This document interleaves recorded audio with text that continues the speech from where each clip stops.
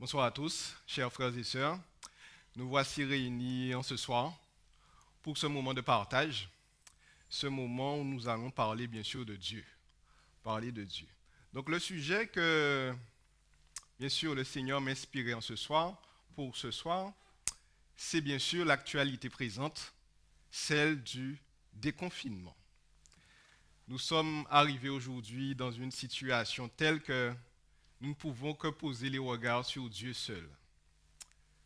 C'est pour cela, je vous invite, tout un chacun, à ce que nous puissions être attentifs à tout ce qui sera dit en ce soir, non pas moi, mais de la part de Dieu. Avant tout, nous allons prier.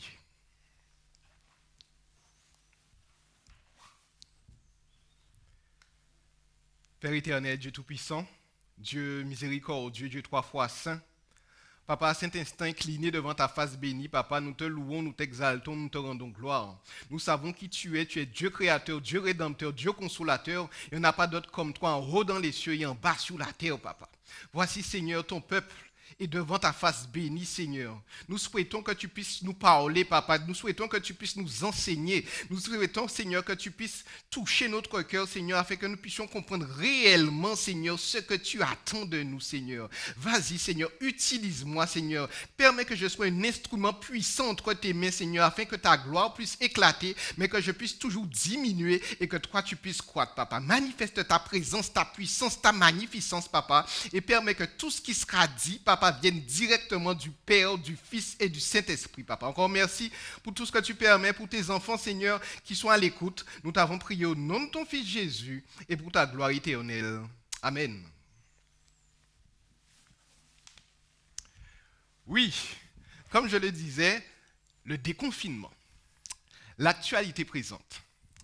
Alors, sans plus tarder, je vous invite à prendre votre Bible dans le Nouveau Testament, 3 Jean 1, verset 2. 3 Jean 1, verset 2. Il nous est dit, bien-aimé, je souhaite que tu prospères à tous égards et sois en bonne santé comme prospère l'état de ton âme. Je répète, bien-aimé, je souhaite que tu prospères à tous égards et sois en bonne santé comme prospère l'état de ton âme. Question, dans quel état est ton âme? Voici la question. Dans quel état est mon âme? Dans quel état est ton âme? Est-ce qu'il y a une différence ou il y a eu une différence d'avant le confinement et après le confinement? Est-ce que ton âme est restée intacte? Ou est-ce que ton âme a pu prospérer?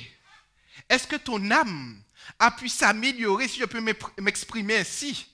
Est-ce que le Seigneur a pu nettoyer ton âme? Durant ce confinement, ces quelques semaines, voire ces quelques mois que nous avons passé à la maison, l'activité principale, on va dire la majorité des foyers, s'est mise à faire cette activité qui est le nettoyage de la maison. Oui, on a du temps bien sûr, le temps pour nettoyer des endroits que nous avions déjà oubliés, ou peut-être qu'on n'avait pas le temps de nettoyer ces lieux, que ce soit la chambre, que ce soit la cuisine, que ce soit la salle de bain. On disait toujours, j'aurai le temps. Mais voilà que la maison, quelquefois, prenait de la poussière. Peut-être pas là où les yeux voient, comme on dit, moun ka balaye la yen qui la zie ka voie. Mais si c'est la cuisine, derrière la cuisinière. Si c'est là où il y a la machine à laver, peut-être derrière la machine à laver. On sait que nous avons passé du temps à nettoyer notre maison. Comme moi-même. Et il y a eu des surprises. Parce qu'en déplaçant la machine à laver, en déplaçant la cuisinière, on s'est trouvé surpris. Ni tout ça poussière là.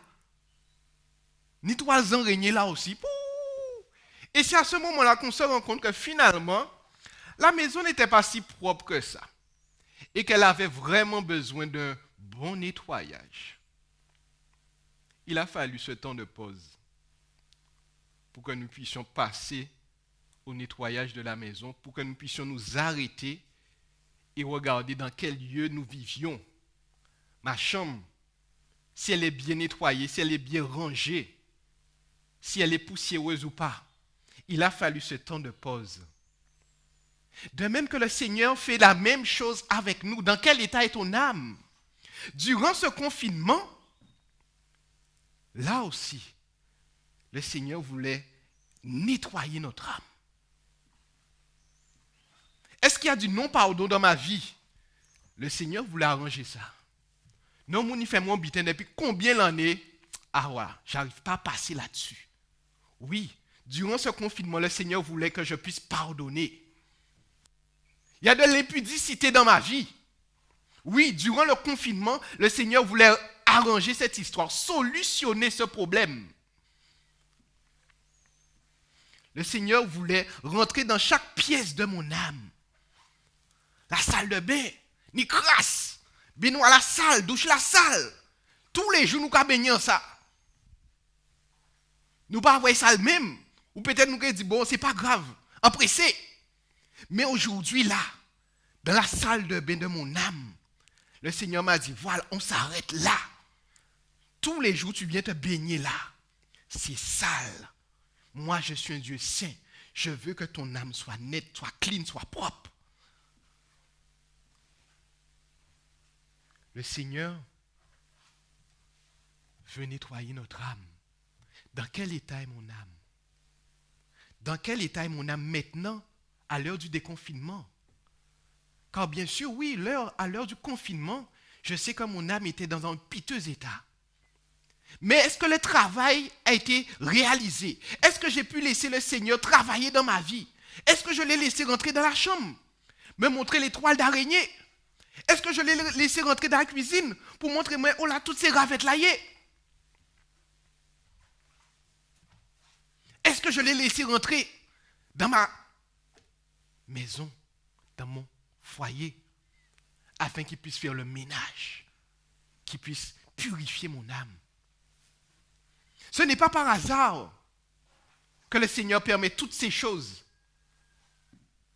Il y a une leçon à tirer à toutes nos difficultés. Il y a une bénédiction à tirer à toutes ces difficultés. Est-ce que je ressors plus fort ou est-ce que j'ai passé mon temps à salir encore plus la maison? Est-ce que j'ai passé mon temps à négliger la parole de Dieu? Oui, c'est cela. On parle de nettoyage, mais le plus essentiel, c'est ça. Ma relation avec Dieu. Est-ce que j'ai laissé Dieu me parler? Est-ce que j'ai laissé Dieu m'instruire? Est-ce que j'ai laissé Dieu m'enseigner? Est-ce que j'ai laissé Dieu ouvrir mes yeux, faire le voile tomber? Oui. C'est quand tu pousses la cuisinière que tu vois qu'il y a tant de saleté derrière la cuisinière. Ouais. On n'aurait jamais imaginé que la cuisine était aussi sale que ça. C'est quand tu vas dans le garage, que tu pousses des meubles, tu pousses des armoires. On va dire, oh, mais gagnons pièce longtemps qu'à chercher pièce là. Ça derrière moi là. Il a fallu ce temps de pause pour que le Seigneur puisse réagencer toutes ces choses-là et qu'il puisse ouvrir nos yeux afin que nous puissions voir clair, afin que nous puissions pardonner, afin que nous puissions quitter l'impudicité, afin que nous puissions revenir sur les sentiers. Le premier sentier, le chemin qui mène à la vie éternelle, Jésus-Christ. On a besoin de cela. Si ce n'est pas encore fait, si ça n'a pas été fait, il n'est pas trop tard, bien sûr. Mais l'objectif de Dieu, c'est bien que nous puissions sortir grandis spirituellement parlant. Ma relation avec mon épouse, ma relation avec mes enfants, toute la journée, en cas travailler, en cas monter, en cas descendre, en pas ni temps pour ces petits mounons, en pas ni temps pour madame là. Boum, là au prix. 2 mois, confiné dans la maison. Le Seigneur permet que tu puisses avoir une relation durable, une relation fixe, une relation spirituelle avec ton foyer, avec tes enfants, avec ton épouse. Que vous soyez connectés dans la prière, pour que vous puissiez apprendre c'est quoi prier en famille. Il a permis tout cela, afin qu'il puisse nous ramener, parce qu'on était déjà parti loin, sur un sentier qui n'est pas celui de Christ. Nous avons besoin de cela. Nous avons besoin de cela. Et on voit que tout un chacun, rester dans une situation de péché, c'est grave. C'est très grave. Il y a quelque temps de cela, le Seigneur m'a permis de faire une expérience qui moi-même m'a troublé. Et à force d'y repenser, j'ai dit, waouh, le Seigneur est tout puissant même. C'était un vendredi après-midi, à l'heure où je travaillais. J'étais en CDD et je n'avais pas de véhicule pour travailler. Donc, un frère m'a passé son véhicule. Pendant toute la semaine, il m'a passé son véhicule. Et le vendredi après-midi, je dois lui remettre son véhicule. Mais je me dis, mais non, mais j'ai utilisé la voiture du frère pendant toute la semaine. Avant de lui remettre son véhicule, faut passer de l'un l'autre là. Parce que le frère va amener d'autres personnes à l'église, faut en bailler l'auto clean quand même. Donc, on va porter mon œuvre, on va nettoyer l'auto là. Et pendant que je nettoie la voiture, sous la voiture, qu'est-ce que je vois? Un chaton. Un chaton sous la voiture. Mais je vous avoue que le chaton, il était, comment je peux dire ça? En piteux état. Il était sale, maigrichon. On voit bien qu'il a perdu sa mère. Mais la première réaction, lorsque je l'ai vu, je lui ai dit, toi, tu es arrivé dans la maison de l'enfant de Dieu, tu es sauvé. Tu es arrivé dans la maison de Dieu, tu es sauvé. Et ce jour-là, j'avais fait des dombrés. Donc j'ai couru, j'ai pris un petit bol et j'ai mis des dombrés pour lui. Je lui ai dit, tiens, mange. Et je suis retourné à mon ouvrage, je nettoie la voiture. Je retourne auprès du chat. Je vois qu'il n'a rien mangé. Je dis, mais comment? J'ai dit, bon, je vais prendre du lait alors. Emporter mon œuvre, j'ai mis du lait pour lui. Et je suis retourné à mon ouvrage. Entre-temps, le chaton n'a rien bu. Et je me dis, mais comment? Finalement, c'est pas parce que tu es arrivé dans la maison de l'enfant de Dieu que tu seras sauvé. Hein. Si tu ne te nourris pas, tu seras perdu. Et finalement, j'ai dû assister le chat, entre guillemets, un peu le forcer pour qu'il puisse boire du lait. Et il a bu un peu de lait. Suite à cela, j'ai informé ma compagne, mon épouse, qui n'était pas encore mon épouse à ce temps-là. Je lui ai informé, je lui ai dit, mais voici, j'ai récupéré un chat, un petit chaton, peut-être qu'il va te plaire. Et le vendredi soir en question, mon épouse est venue et elle a fait quelque chose d'extraordinaire. Elle a nettoyé le chat. Il venait avec coton-tige, avec sérum physiologique. Il commençait par ses coton-tiges en oreilles à bête là. Tout côté à corps à bête là, il nettoyait le chat là. Le chat était beau à voir et il sentait bon. On dit, poi. Moi-même, je n'aurais jamais pu faire quelque chose de pareil. J'ai dit, gloire à Dieu. Suite à cela, à un moment donné, le sabbat après-midi maintenant, on s'est mis à jouer avec le chat. On lui a même donné un nom, le nom de Joas. Joas, c'est le premier roi d'Israël, le plus jeune roi d'Israël. Il a été nommé roi à 7 ans, à l'âge de 7 ans. On lui a donné le nom de Joas. Et on s'est mis à jouer avec lui. On jouait avec le chat. À un moment donné, on a bien vu une petite mouche tourner autour de lui, mais on ne s'est pas préoccupé. Et on s'est mis à jouer avec lui. Et le samedi soir maintenant, on est toujours en train de jouer avec lui. Mon épouse se met à crier un cri, à pousser un cri. Mais un cri strident. Elle me dit, Michael, viens voir. Je dis, qu'est-ce qu'il y a? Et elle me montre le chaton. Sous la patte du chaton, il y a un énorme trou. Et dans ce trou-là, lorsqu'on regarde, on voit qu'il y a plein de vers. C'était dégueulasse. Oui, je vous l'avoue. Et à ce moment-là, on s'est dit, qu'est-ce qu'on va faire? Mais on était vraiment, ça nous a touchés. La première chose qui est venue à notre esprit, c'est de mettre un peu d'alcool à 60 degrés dans la blessure, dans le trou béant, pour tuer les vers, bien sûr. Lorsqu'on a mis l'alcool dans le trou béant, le chat sautait de douleur. Il sautait même. Et le chat souffrait, il se tordait dans tous les sens. À tel point que mon épouse s'est mise à pleurer, tellement que c'était fort. Et on s'est dit, on pourra pas sauver le chat comme ça. Et elle m'a dit, Michael, amène le chat chez le vétérinaire. J'ai dit, comment? Elle m'a dit, oui, amène le chat chez le vétérinaire. Je vous avoue, à ce moment-là, je me suis mis à calculer, même. J'ai dit, pour le chat chez le vétérinaire, un samedi soir, un samedi déjà, en plus un samedi soir, qui veut dire un vétérinaire de garde, qui veut dire euro en plus. Messieurs, après je me suis dit, en plus, un chat que j'ai rencontré la veille, à pas poser son chat, donc on est depuis tellement de temps qu'il ça, un chat t'a rencontré la veille. J'ai dit, chérie, waouh, je ne pourrais pas faire ça. Ce que tu me demandes là, c'est trop fort. Je suis en CDD là, je ne touche pas un gros argent. Ce que tu me demandes là, c'est fort. Hein? Je lui ai dit, je ne pourrais pas faire ce sacrifice-là. Je suis désolé, chérie. Qui fait que finalement, on n'a pas amené le chat chez le vétérinaire. Vendredi soir. Le lendemain, dimanche matin, je retrouve le chat mort, la gueule grande ouverte. Je l'ai pris et je l'ai mis dans un boucan et je l'ai brûlé. Ainsi s'est terminée l'histoire.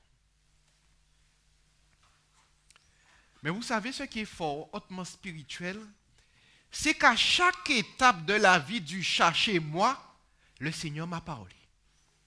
À chaque étape de la vie du chat chez moi, le Seigneur m'a parlé. Premièrement, le chat est venu chez moi. La première chose que j'ai dite lorsque j'ai vu le chat, je lui ai dit, tu es arrivé dans la maison du fils de l'enfant de Dieu, tu es sauvé. Je lui ai donné des dombrés à manger, il n'a pas mangé. Je lui ai donné du lait à boire, il n'a pas boire. Finalement, je lui ai dit, mais ce n'est pas parce que tu es arrivé dans la maison de Dieu que tu es sauvé. Si tu ne manges pas, tu vas mourir. Hein? Le Seigneur m'a dit, Michael, tu vois ça? C'est exactement ça. Beaucoup de personnes pensent, parce qu'ils viennent à l'église, dans la maison de Dieu, ils seront sauvés. Beaucoup de personnes pensent, parce qu'ils s'asseyent sur les bancs, tous les samedis, mercredi, dimanche, ils seront sauvés. Mais le Seigneur m'a dit, mais s'ils ne se nourrissent pas, ils ne pourront pas tenir. Et regardez bien, ce n'est pas n'importe quelle nourriture pour un chaton. Le Seigneur a bien fait les choses. Premier bitan, c'est d'ombré, nourriture solide. Le Seigneur m'a dit non. Les petits chatons comme ça, quelqu'un qui sort du monde, qui vient à l'église, c'est nourriture liquide, du lait spirituel. Et malgré ça, je lui ai donné du lait, il n'a pas bu. Le Seigneur m'a dit, lorsqu'il vient à l'église, tu lui donnes du lait spirituel, mais tu dois l'assister. Tu ne dois pas le lâcher comme ça, tu dois l'assister. J'ai dit, mais c'est vrai ça. Tu dois l'assister. Deuxième point. Mon épouse est venue le vendredi soir. Elle a nettoyé le chat. Le Seigneur m'a dit, c'est ce que lui, il fait lorsque son enfant rentre dans la bergerie. Il a nettoyé, il a propreté, parce qu'il était dans le monde, il était sale. Mais lorsqu'il vient dans la maison de Dieu, le Seigneur le nettoie, le purifie, le sanctifie. Toute impureté est ici, carotée. J'ai dit, waouh! Il m'a dit, c'est l'œuvre de Christ dans la vie d'un homme qui vient à Christ. Il nettoyait, mon épouse a nettoyé le chat. Bon Dieu dit, moi, c'est ça qu'il a fait. Il a nettoyé nous. Troisième chose, excusez-moi. Sabbat après-midi, ou plutôt, oui, on avait remarqué une mouche qui tournait autour du chat. On ne s'est pas préoccupé. On a passé du temps à jouer avec le chat. Le chat est en train de s'épanouir dans la maison de Dieu. Lorsque l'enfant de Dieu retourne à la maison, il s'épanouit. Il en joie. On prend soin de lui. Il est entouré. Il trouve un père. Il trouve une mère. Parce qu'il avait perdu ses parents, ce chaton-là. Il trouve une famille dans la maison de Dieu. Et là, il peut s'épanouir. Gloire à Dieu. Quatrième point. Lorsque mon épouse s'est mise à crier, elle m'a dit, Michael, viens voir. Il y avait un trou béant. C'était une mouche qui, au préalable, tournait déjà autour du chat. Et certainement, le chat avait déjà une certaine blessure qu'on n'avait pas vue. Et la mouche a fait ce qu'elle a fait. Et il y avait plein de vers. Et les vers ont commencé à manger la chair du chat. En gros, lorsqu'on a recueilli le chat, le trou béant n'était pas comme au sabbat après-midi. Il était tout petit. Mais petit à petit, les vers ont mangé la chair du chat, qui fait que le trou est devenu énorme. Ça, le Seigneur m'a dit, ça, c'est le péché caché. On vient à Dieu, on ne lui donne pas tout. On ne lui donne pas tout. Ce chat est venu, on l'a nettoyé, mais il avait une toute petite blessure qui était cachée. Mais comme c'était une toute petite blessure, un tout petit péché, un péché mignon, on a sous-estimé ce péché-là. Mais entre-temps, les vers ont commencé à manger la chair, qui fait que le péché a commencé à grandir jusqu'à un temps où ce péché-là éclate à la vue de tous. Et à ce moment-là, on veut traiter le péché. Mais le péché a déjà pris une telle ampleur dans la vie de la personne que cette personne-là, pour pouvoir la sauver, la guérir, elle va souffrir énormément, comme le chat a souffert. Nous ne sommes pas Dieu, mon épouse et moi. On n'a pas pu sauver le chat. Le Seigneur, lui, peut sauver le pécheur. Peu importe sa situation, peu importe son péché. Mais si tu joues avec le péché, si tu le laisses te dominer, sache qu'après, ce sera très difficile. Très difficile. Pas impossible. Car rien n'est impossible à Dieu. Mais très difficile. Cinquième point. Mon épouse me demande d'amener le chat chez le vétérinaire un samedi, week-end, et en plus un samedi soir. J'ai dit à mon épouse, je ne ferai pas, et ce sont mes mots, je lui ai dit, je ne ferai pas ce sacrifice. Le Seigneur m'a dit, tu vois, Michael, toi, tu n'as pas fait ce sacrifice pour sauver le chat. Moi, j'ai fait ce sacrifice. J'ai dit au Seigneur, mais le chat, premièrement, il est condamné à mort. Quand je vois son état, il est condamné à mort. Et de deux, le prix à payer pour sauver ce chat-là, un week-end, soit en plus, le prix est trop élevé, Seigneur. Je ne pourrais pas payer ce prix-là. Le Seigneur m'a dit, ben tu vois, le prix était très élevé pour moi aussi. Mais je l'ai payé à la croix du Calvaire. Je n'ai pas hésité un instant. Quoiqu'il était très élevé, mais je n'ai pas hésité un instant à payer ce prix-là afin que toi, tu puisses avoir droit à la vie éternelle. En vie tout petit. Parce que le Seigneur me montre mon état, il me dit, voilà, ce que tu refuses de faire, moi je l'ai fait pour toi.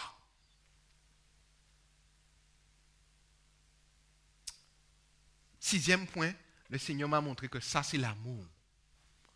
L'amour manifesté à Golgotha. Si tu n'as pas cet amour-là, tu ne pourras pas faire ça. Il m'a montré que ça c'est l'amour. L'amour qu'il a pour nous. Et c'est pour cela qu'il veut que nous puissions être changés. C'est pour cela que le Seigneur ne veut pas que nous puissions rester dans notre état actuel. Dans quel état est ton âme? Il veut que nous puissions changer. Passer une autre dimension avec lui, ne pas rester à terre, mais passer à une autre dimension avec lui. Septième point, dernier point. Le lendemain, je trouve le chat mort chez moi. Qu'est-ce que je le fais? Je le prends et je le brûle. Je vous assure que j'ai fait toutes ces choses sans connaissance de la parole. Pas que je ne maîtrisais pas la parole de Dieu, mais j'avais aucune idée de la parole de Dieu lorsque j'ai fait ces choses. Le Seigneur m'a montré, voilà, ça c'est la suite logique du pécheur qui a refusé la grâce de Dieu, qui a joué avec le péché. C'est le feu éternel. Mais le Seigneur a attiré mon attention quand même Il m'a dit, Michael, ton chat là, est-ce que tu es surpris qu'il soit mort? Est-ce que tu es surpris que tu retrouves le chat mort le dimanche matin? Je lui ai dit, non Seigneur, puisque le sacrifice qu'il fallait faire pour le sauver, je ne l'ai pas fait. C'est-à-dire amener le chat chez le vétérinaire. Je ne l'ai pas fait. Il me dit, Michael, moi je suis surpris. Parce que le sacrifice qu'il fallait faire pour sauver l'humanité, je l'ai fait. Mais malgré ça, il y a des hommes qui meurent d'une mort éternelle. Le sacrifice qu'il fallait faire pour sauver l'humanité, Dieu l'a fait. Mais malgré ça, il y a des hommes qui meurent d'une mort éternelle. Ne jouons pas avec le péché. Si le Seigneur permet certaines choses dans nos vies, c'est pour que nous puissions croître, c'est pour que nous puissions grandir, c'est pour que nous puissions passer d'une dimension à une autre, d'une relation, pour que nous puissions augmenter notre relation avec lui. Passer du lait spirituel à la nourriture solide, c'est ce que le Seigneur attend. Une autre dimension avec Dieu. J'ai dit gloire à Dieu. Même dans les faits de tous les jours, tu nous instruis, tu nous enseignes. Et c'est toi qui es le Tout-Puissant. Je voudrais partager un autre passage avec vous.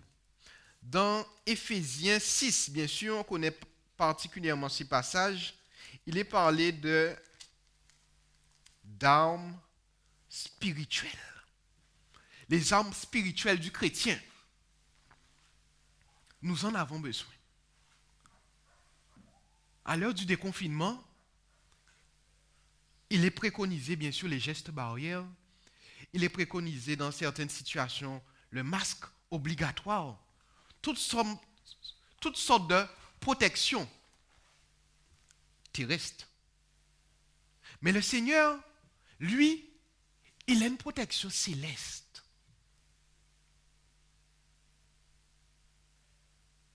Je suis surpris comment, devant la peur, beaucoup de gens, bien sûr, à juste titre, parce que la loi nous y oblige, et la raison aussi, à ce que nous puissions nous protéger, distanciation sociale ou autre. Mais depuis la nuit des temps, le Seigneur nous a donné une protection. Les armes spirituelles du chrétien. Éphésiens 6, versets 10 à 18, je m'en vais lire. Au reste, fortifiez-vous dans le Seigneur et par sa force toute puissante. Revêtez-vous de toutes les armes de Dieu afin de pouvoir tenir ferme contre les ruses du diable.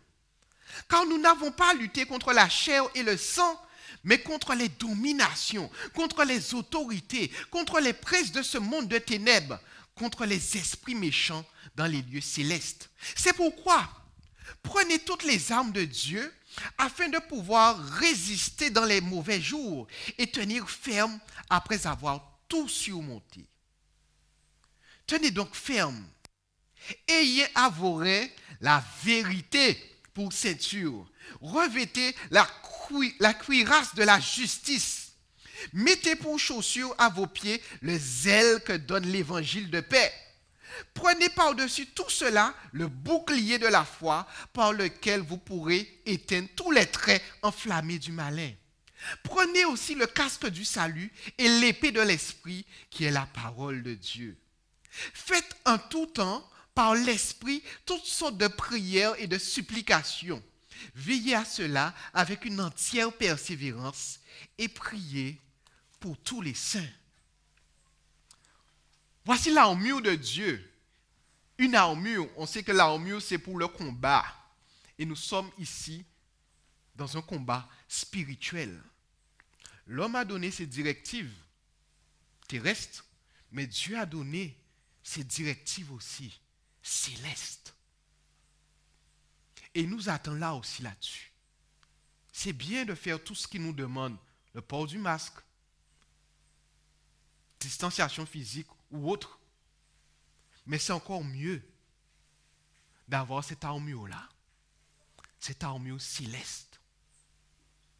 Car avec cette armure céleste, tu pourras tenir ferme contre les ruses du diable. Tu resteras ancré en Christ, enraciné dans la présence de Dieu. Durant le confinement, le Seigneur m'a permis de faire là aussi plusieurs expériences, notamment celle-ci. Nous savons que c'est assez difficile durant le confinement de pouvoir s'approvisionner en fruits et légumes. Donc certains organismes ont mis en place une vente de produits, de fruits et légumes en gros. Et mon épouse et moi, nous sommes dirigés vers l'un de ces organismes où on pouvait récupérer des cabas de fruits et légumes. Alors la première fois que je m'y suis conduit, il proposait un cabas de fruits et légumes pour 15 € et une pastèque pour 5 €. Lorsque j'ai vu ça, j'ai dit, mais je vais prendre ça. Le cabas à 15 € et la pastèque à 5 €. Donc ça fait 20 €. Je me suis orienté vers le vendeur. Je lui ai dit, voici ce que je veux. Il m'a dit 20 €. J'ai payé. Et avant de partir, je lui ai dit, que la paix et la grâce de Dieu reposent sur vous. Il m'a regardé et il m'a dit, merci, merci monsieur, merci. Et je suis parti. La semaine suivante, je reviens encore. Je dis la même chose, c'est le même vendeur. Je lui dis, je veux un cabas de fruits et légumes à 15 € et une pastèque à 5 €. Il me dit, ça fait 20 € et je paye. Et avant de partir, même chose, je lui dis, que la paix et la grâce de Dieu reposent sur vous. Il m'a regardé, il m'a dit, merci, merci monsieur. Mais ça fait la deuxième fois, hein. J'ai pas oublié, ça fait la deuxième fois que vous me donnez cette bénédiction. Merci monsieur, merci monsieur. Et lorsqu'il m'a dit ça, ça m'a touché. Le fait qu'il me dise qu'il n'a pas oublié. Et j'ai quitté le lieu, j'étais en joie.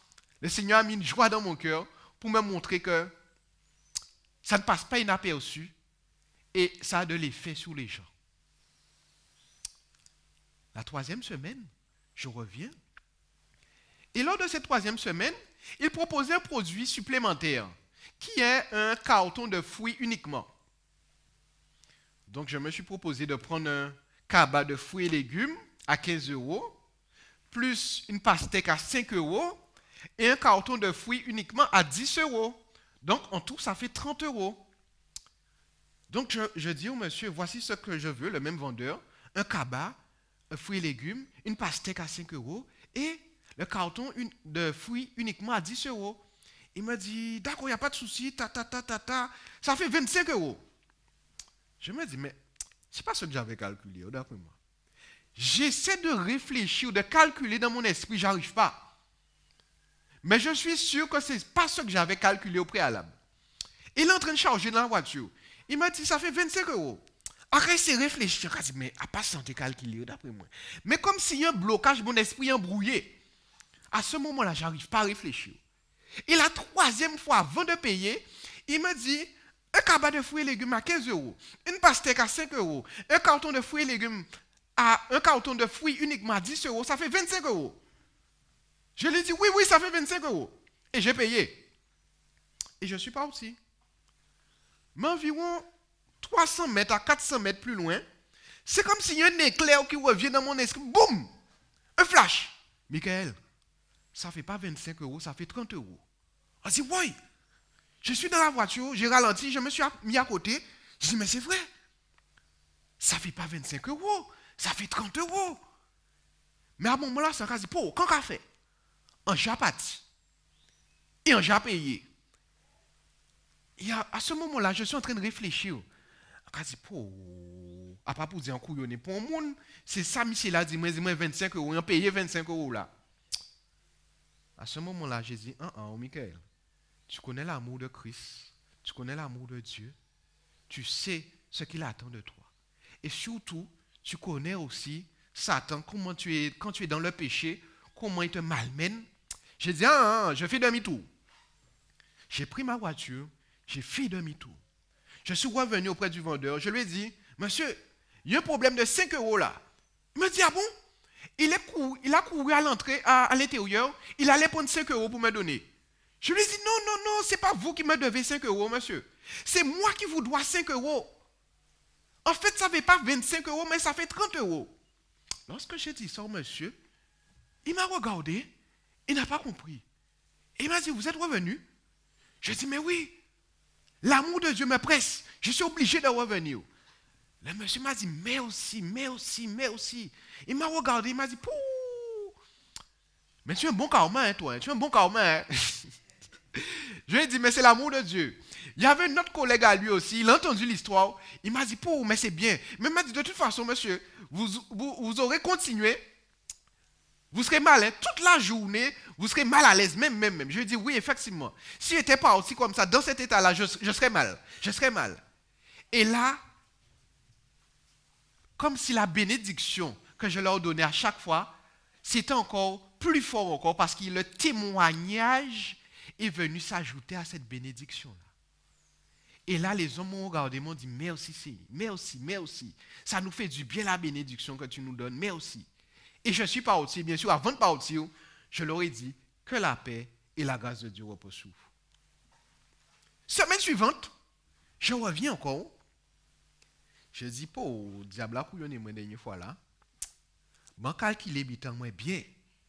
Je vais prendre un cabas de fruits et légumes à 15 euros, une pastèque à 5 euros et un carton de fruits uniquement à 10 euros. Ça fait 30 euros. Là, le truc est clair, clean, pas de problème. Donc, lorsque j'arrive près du même vendeur, je lui dis, je veux ça fait 30 euros. Il m'a regardé, il m'a dit non, ça fait 25 euros. On a dit, oh. Il m'a dit, monsieur, à chaque fois que vous venez, vous nous donnez une bénédiction. Et la bénédiction, ça nous fait du bien. Aujourd'hui, là, on vous offre les pastèques. Je ne dis pas vrai. Il m'a dit, oui, on vous offre les pastèques. Ou plutôt, il m'a dit, je vous offre mes pastèques. Parce que j'ai l'impression que à chaque fin de service, leur employeur leur donne des fruits qui sont restés. Et il m'a dit, ça, ce sont mes pastèques à moi, je te les offre. Et il a appelé son collègue, il lui a dit, regarde, ces pastèques-là, c'est moi qui lui donne ces pastèques-là, c'est mes pastèques, je lui donne les pastèques. Il m'a dit, non monsieur, chaque fois que vous venez, vous nous donnez une bénédiction, ça nous fait du bien.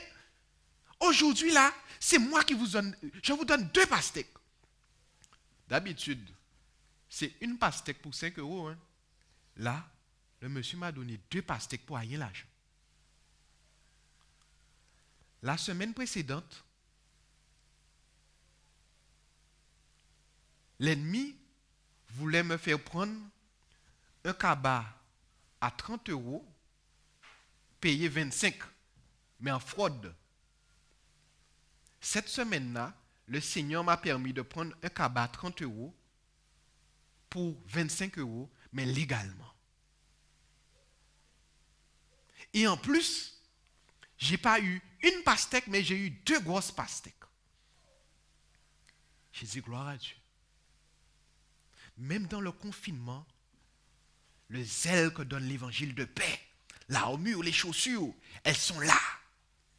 Même dans le confinement, la vérité pour ceinture, même pour 5 euros, il faut être vrai. Il faut avoir le bouclier de la foi, le casque du salut, la cuirasse de la justice, l'épée de l'esprit. Tu dois être armé, mon frère. Pas d'armes terrestres, pas d'armes charnelles, mais d'armes spirituelles.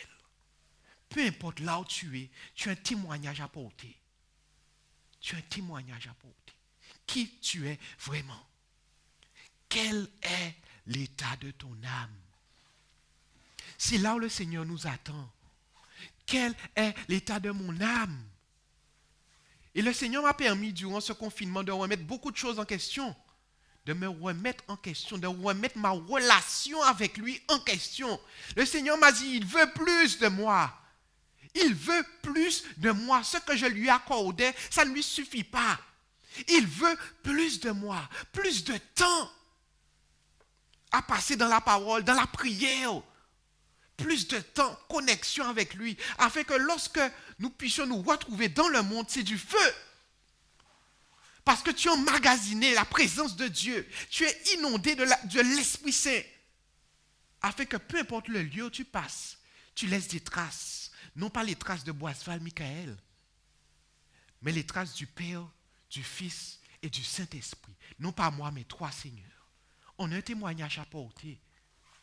Dans le confinement et après le confinement. Dans quel état es-tu sorti durant ce confinement-là?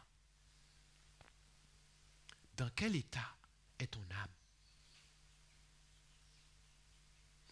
Le Seigneur nous interpelle tout un chacun là-dessus, afin que nous puissions grandir, afin que nous puissions croître et que nous puissions porter du fruit pour la gloire de Dieu.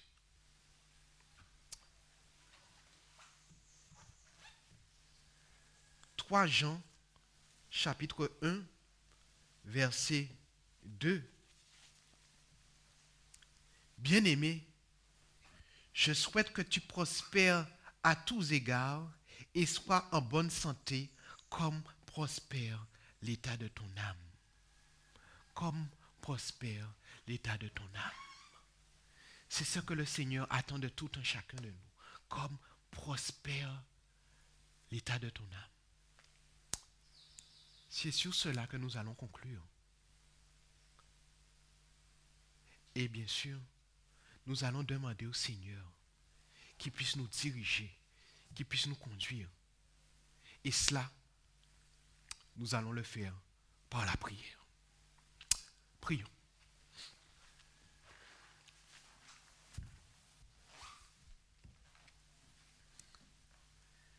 Père éternel, Dieu Tout-Puissant, Dieu miséricordieux, Dieu 3 fois saint, toi, papa, qui as installé ton trône dans les hauts cieux, tu as le regard fixé sur nous à cet instant, papa.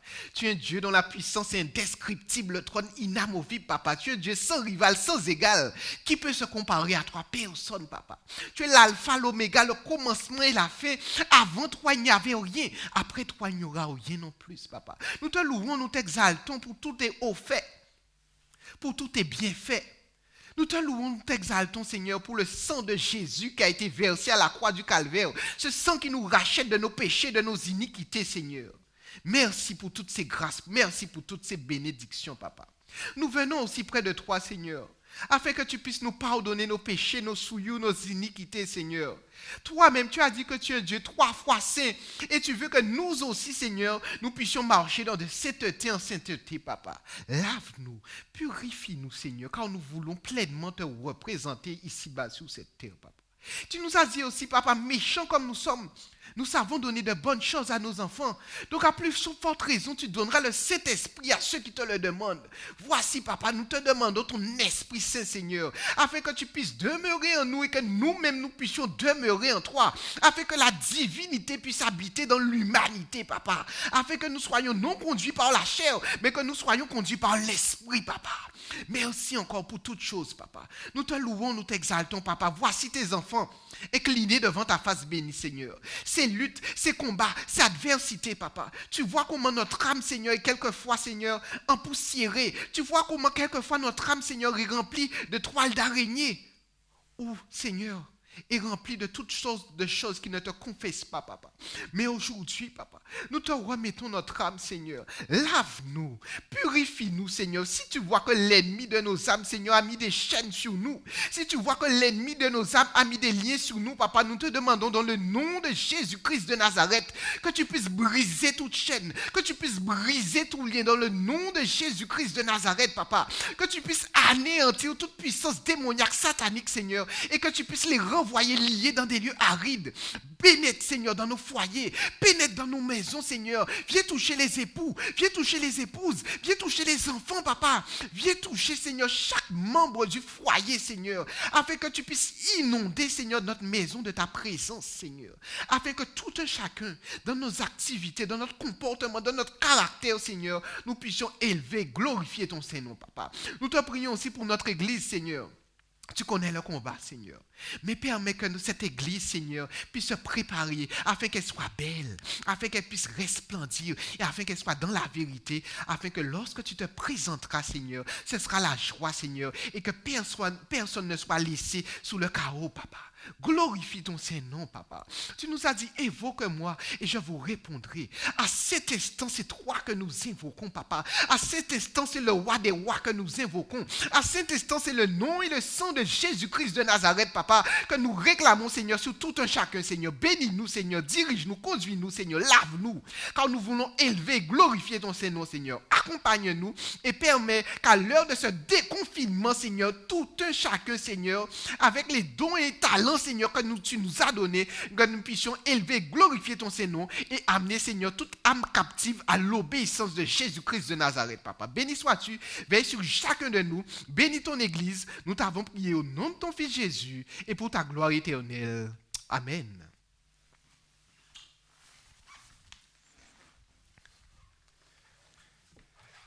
Que la paix et la grâce de Dieu reposent sur chacun de nous. Amen.